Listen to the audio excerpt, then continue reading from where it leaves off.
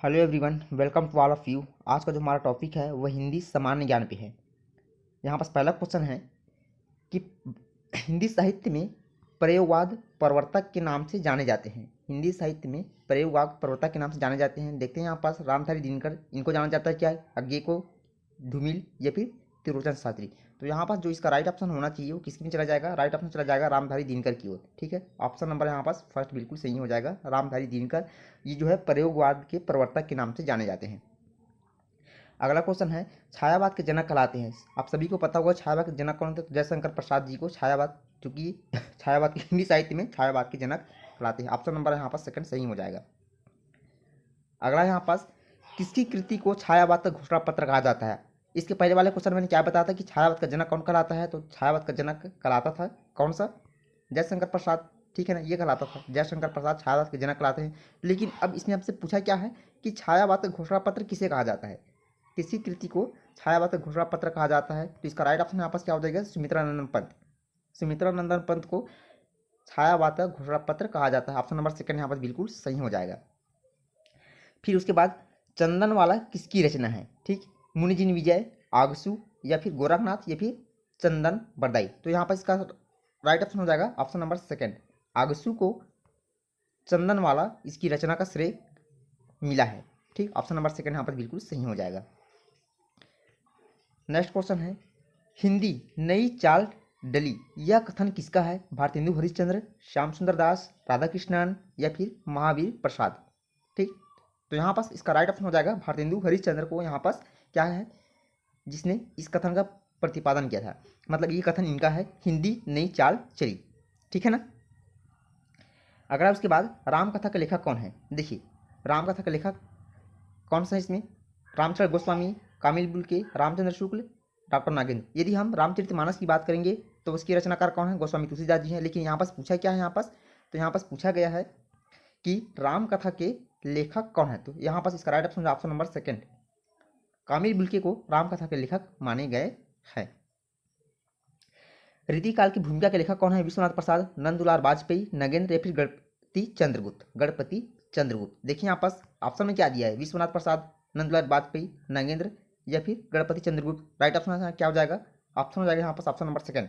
ठीक, नंदुलाल वाजपेयी को रीतिकाल की भूमिका के लेखक यहाँ पास माने गए हैं। ठीक है ना।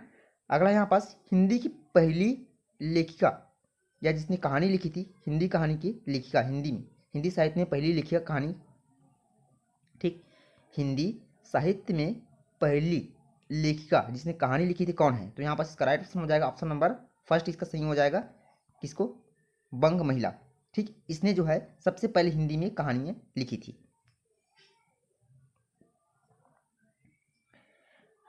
अब उसके बाद, बाल चित्रण कौन सा कवि श्रेष्ठ है। बाल चित्रण में कौन सा कवि श्रेष्ठ है। देखिए यहाँ पास रसखान है क्या, मीरा, कबीर, सूरदास। ठीक, तो यहाँ पास इसका राइट ऑप्शन चला जाएगा यहाँ पास रसखान को, सॉरी सूरदास। किसमें चला जाएगा, सूरदास में चला जाएगा। ऑप्शन नंबर यहाँ पास फोर्थ सही हो जाएगा। ठीक, सूरदास को ही बाल चित्रण का महान कवि कहा गया है। जहाँ तक हम रसखान की बात करते हैं, मीरा, कबीर, आप इसमें से ये ध्यान रखिएगा कि इनमें से कौन से कवि सगुण मार्गी और निर्गुण मार्गी धारा के कवि के रूप में जाने जाते हैं। ठीक, इसको आप ये अच्छे से याद रखिएगा। और एक बात और, यहाँ पास जो सूरसागर, साहित्य लहरी और सुरसावली, ये सभी किसकी कृति हैं, तो ये सभी जो है यहाँ पास सूरदास ही यहाँ पास कृति हैं। ठीक, सूरदास की यहाँ पास सभी ये कृतियाँ हैं, ये सभी जो हैं सूरदास की ही कृति हैं। फिर उसके बाद, इनमें स्वर ध्वनि का उदाहरण क्या है। अब देखिए यहाँ पर हम पहले बात करते हैं संयोग की।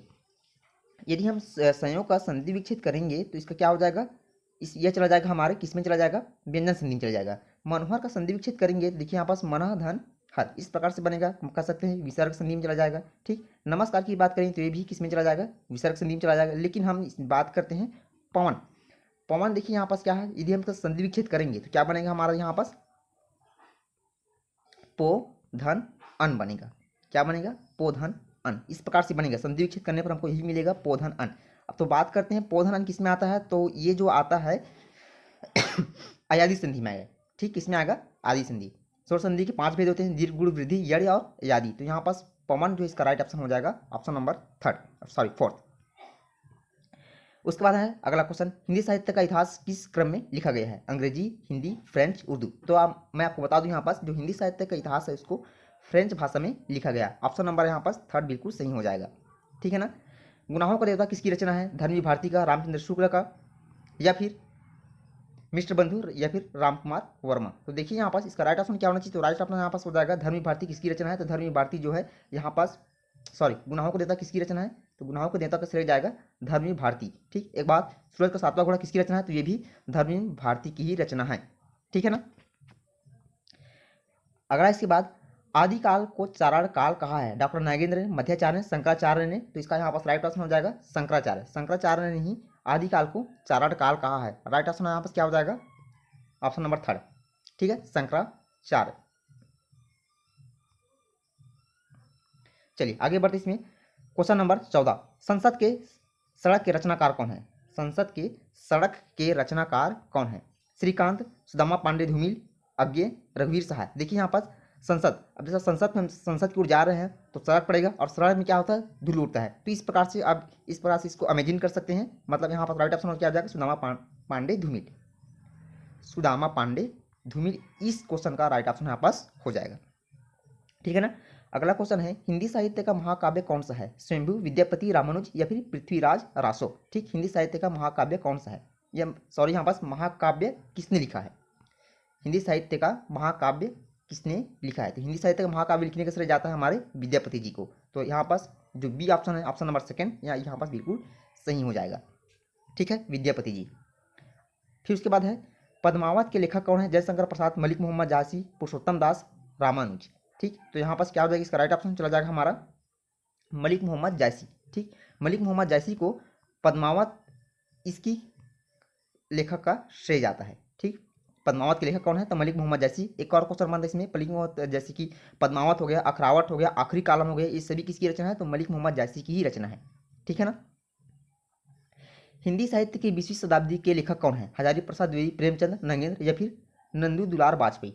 ठीक, तो यहाँ पास इसका राइट ऑप्शन हो जाएगा ऑप्शन नंबर यहाँ पास फोर्थ, ये सही हो जाएगा। नंदू दुलार वाजपेयी को हिंदी साहित्य की 20वीं शताब्दी के लेखक माने गए हैं। क्वेश्चन नंबर अगला 18 यहाँ पास, पृथ्वीराज रासो में प्रत्येक अध्याय को क्या कहा जाता है? देखिए यहाँ पास ऑप्शन क्या दिया है? सर कहते हैं क्या, कांड, चरण, या फिर समय। तो यहाँ पर राइट ऑप्शन क्या हो जाएगा? समय कहा जाता है किसको? पृथ्वीराज रासो में जो कृति है, किसी कृति है ये? पृथ्वीराज रासो। तो ये चंद्रबरदाई की कृति है। ठीक है ना। तो इसके प्रत्येक चरण को यहाँ पास क्या कहते हैं? प्रत्येक अध्याय को। ठीक, प्रत्येक अध्याय को यहाँ पास क्या कहा जाता है? तो ये कहा जाता है यहाँ पास समय। क्या बोलते हैं इसको? समय कहते हैं। ऑप्शन नंबर यहाँ पास फोर्थ बिल्कुल यहाँ पास सही हो जाएगा। अगला यहाँ पास, रणमहल नामक छंद के रचनाकार कौन है? जगनीक, मधुकर, भट्ट, केदार, श्रीधर। तो यहाँ पास इसका राइट ऑप्शन चला जाएगा यहाँ पास श्रीधर को रणमहल नामक छंद के रचनाकार माने गए हैं। ऑप्शन नंबर यहाँ पास फोर्थ बिल्कुल यहाँ पास सही हो जाएगा, श्रीधर। ठीक है ना। तो आज की वीडियो में बस इतना ही, फिर मिलेंगे एक ऐसी वीडियो के साथ। तब तक के लिए जय हिंद, वंदे मातरम। और अगर आपने मेरे इस चैनल को सब्सक्राइब नहीं किया है तो प्लीज़ चैनल को सब्सक्राइब कीजिए, लाइक एंड शेयर करना न भूलें। धन्यवाद, वंदे मातरम, जय हिंद।